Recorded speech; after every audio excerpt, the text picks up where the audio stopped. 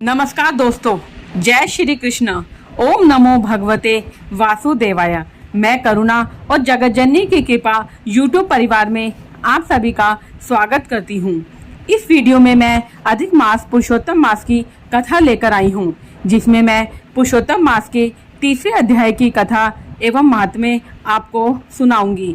इस अध्याय में हम देखेंगे मलमास के अपमान के कारण दुखी होने की कथा। ऋषिगण बोले, हे सूत जी, युधिष्ठिर के मित्र नारायण ने नारद जी से जो उत्तम वाक्य कहे वह हमें विस्तार से सुनाइए। सूत जी बोले, हे ऋषियों, श्री नारायण भगवान ने नारद जी से जो सुंदर वचन कहे वैसे कहता हूँ, एकाग्रचित होकर सुने। श्री नारायण बोले, हे नारद, भगवान श्री कृष्ण ने राजा युधिष्ठिर से जो कहा था वही मैं कहता हूँ। एक समय धर्मराज युधिष्ठिर दुर्योधन आदि के छल से जुए में हार गए थे और बड़े बड़े महारथियों के सामने ही दुष्ट दुशासन ने अग्निकुंड से उत्पन्न हुई धर्मपरायणा द्रौपदी के बालों को पकड़कर खींचा था, और जब साड़ी खींचने लगा तब श्री कृष्ण भगवान ने उनकी रक्षा की। उसके बाद युधिष्ठिर आदि पांडव राज्य छोड़कर काम्यक वन को चले गए।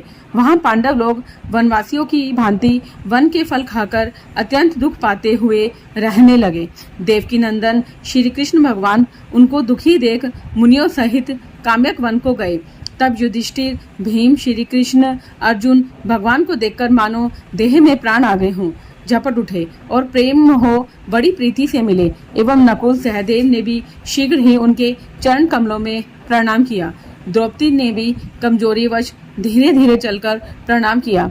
श्री कृष्ण ने युधिष्ठिर आदि भाइयों को रुक मृग के वस्त्र पहने, धूलि से सने हुए उनके रूखे शरीर और सिर के बाल बिखरे हुए दुखी रूप में देखा, और उसी अवस्था में द्रौपदी को भी दुखी देख श्री कृष्ण भगवान अत्यंत दुखी हुए। अब विश्वात्मा भगवत्सल भगवान ने धृतराष्ट्र के दुर्योधन आदि सपुत्रों को भस्म करने के लिए कोप किया। तब उनकी भ्रुकुटियां टेढ़ी हो गई, आंखें चढ़ गई, करोड़ों महाकाल जैसा उनका मुख विकराल हो गया, मानो पल्लेकाल की अग्नि की लपटें उठी हों। दांतों को पीसते हुए ऐसा प्रतीत होने लगा मानो त्रिलोकी को अभी भस्म कर देंगे। जिस प्रकार सीता जी के वियोग से संतप्त होकर भी रामचंद्र जी को रावण पर क्रोध आया था, उसी प्रकार श्री कृष्ण जी का स्वरूप हो गया। तब अर्जुन श्री कृष्ण भगवान के इस स्वरूप को देखकर भय से थरथर कांप उठा और दोनों हाथ जोड़कर युधिष्ठिर तथा द्रौपदी सहित सब उनको प्रसन्न करने के लिए स्तुति करने लगे। तब अर्जुन बोले, हे कृष्ण, हे जगन्नाथ, हे नाथ, मैं जगत से बाहर नहीं हूँ। हे जगत के रक्षक, आप मेरी रक्षा कीजिए। जिसकी दृष्टि टेढ़ी करने मात्र से ब्रह्मा का भी पतन हो जाता है, उसके कोप से क्या नहीं हो सकता, यह कौन नहीं जानता है। अतः हे जगतपते, आप संहार करने वाले हैं, अपने क्रोध को त्यागिए। आपके क्रोध से संसार में पल्ले हो जाएगी। आप सब तत्व के ज्ञाता, सब कारणों के कारण स्वरूप, वेद वेदांत के बीच के भी बीच ईश्वर श्री कृष्ण, मैं आपको नमस्कार करता हूँ। आप ही चराचर जगत के उत्पन्नकर्ता, सब मंगलों के मांगल्य, बीज स्वरूप हैं, सनातन हैं। आप अपने रचे हुए विश्व का एक व्यक्ति के अपराध के कारण क्या नाश करोगे? ऐसा कौन होगा जो मच्छरों को भस्म करने के लिए अपने सब घर को जला दे? श्री नारायण नारद जी से बोले। शत्रु को मारने वाले अर्जुन ने जनार्दन श्री कृष्ण से ऐसा कहकर हाथ जोड़ नमस्कार किया। सूत जी बोले, हे ऋषियों, जब श्री कृष्ण भगवान क्रोध त्याग कर चंद्रमा के समान शीतल हो गए, तब पांडवों ने श्री कृष्ण भगवान को शांत हुए देखकर सुख पाया। वे उनके प्रेम से प्रफुल्लित मुख को देखकर युधिष्ठिर आदि सबने श्री कृष्ण भगवान को प्रणाम किया और कंदमूल फल आदि से उनकी पूजा की। श्री नारायण बोले, दीनबंधु भगवत्सल श्री कृष्ण भगवान को प्रसन्न जान प्रेम मग्न हो सिर झुका हाथ जोड़ अर्जुन ने बार बार प्रणाम किया और भगवान से उन्हीं प्रश्नों के विषय में पूछा जिन प्रश्नों को आपने हमसे पूछा है। अर्जुन के इस प्रकार के प्रश्नों को सुनकर श्री कृष्ण ने एक घड़ी मन में विचार कर मित्र पांडवों और पतिव्रता द्रौपदी को ढांढस बंधाकर हितकारक वचन बोले, हे महाराज, हे शत्रुओं के लिए अजय, मेरा उत्तर सुनो। तुमने ऐसा अपूर्व प्रश्न किया है जिसका उत्तर देने में मैं समर्थ नहीं हूँ। यद्यपि इस प्रश्न का उत्तर गूढ़ से भी गूढ़ है और ऋषियों का भी अगम्य है, तो भी हे अर्जुन, मैं तुम्हारी मित्रता और भक्ति के कारणवश अवश्य बतलाऊंगा। हे पांडवों, इसका उत्तर बड़ा पेचीदा है, अतः क्रम से सुनो।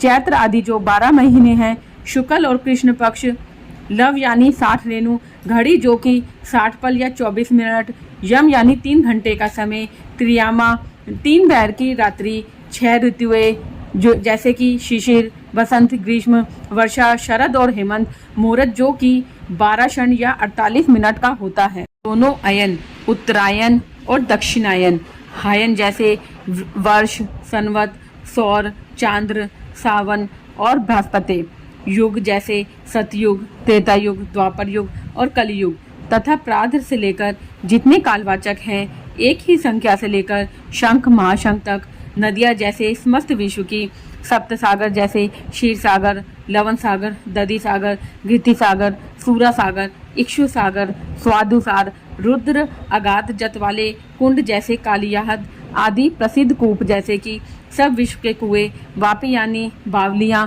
पल्लव, निर्झर झरने, लताएं, औषधियाँ, अनेक प्रकार के वृक्ष जैसे बांस, विविध जाति के पेड़, पीपल, बरगद, नीम, गूलर, परिजात इत्यादि, वनस्पति बिना फूल लगे हुए उगने वाले पेड़, नगर, गांव, गिरि समूह, गोवर्धन द्रोण आदि, पुरिया जैसे पुण्य पतन, ऋषि पतन आदि, ये सभी मूर्तिमान हैं जो अपने विशिष्ट गुणों से पूजे जाते हैं। उनमें ऐसा कोई नहीं है जो अपने अपने अधिष्ठाता देवों से वर्जित हो।